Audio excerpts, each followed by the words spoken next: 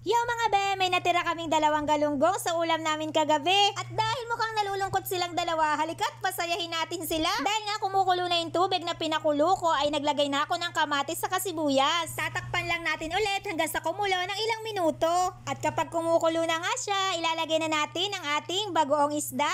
Ito palang niluluto ko mga be, ay yung ulam na namin ngayong tanghalian. Wala kasi kung ibang maisip na ulamin ngayon since nakita ko nga yung 2 galunggong na natira sa ulam namin kagabi, kaya napagdesisyonan ko na isahog na lang to sa gulay. Alam nyo naman, kung kilala nyo ako, talagang mahilig ako sa gulay. Ay nako, payat lang ako pero talagang matakaw ako sa gulay mga be.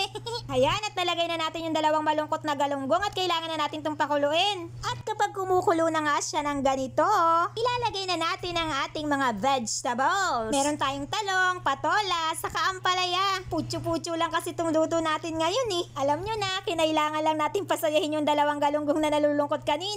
Saka, syempre, para na rin makatipid, di ba? Uy, ganito lang to, pero sobrang sustansya nitong ulam namin ngayon At kung isa ka rin sa mahilig sa gulay, magugustuhan mo to. Nako, sigurado ako. Kita mo yan, meron pa nga tayong talbos ng kamote, May siling green pa nga, para mas delisyoso.